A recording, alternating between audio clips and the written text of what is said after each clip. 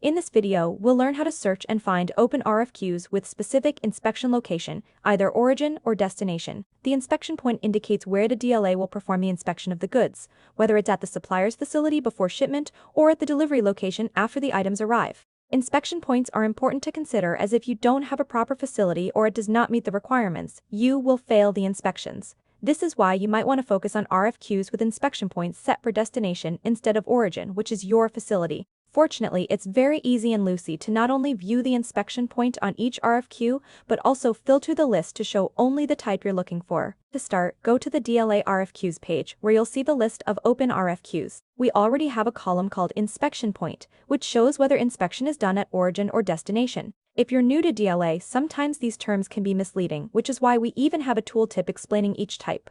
Let's hover over an origin type. You'll see that it says, the DLA inspects the goods at the supplier's contract holder's location before shipment. And if we hover over a destination option, the tooltip reads, the DLA inspects the goods at the delivery location.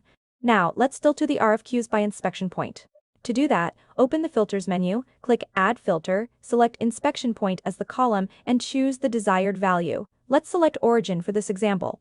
Then hit Apply. This way, the system will show us all RFQs where inspection is performed at the supplier's location before the goods are shipped.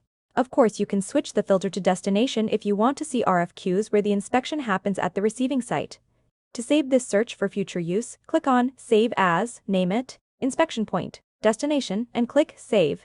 This will save our search filters and create a new tab at the top. The saved searches, also called saved views, are a great way to save your filters, so when you come back tomorrow or in the future, all of your saved views will be easily accessible with all of your filters already saved. That's it for today. Be sure to subscribe to our channel to be notified when we release new tutorials. Thanks for watching and see you next time.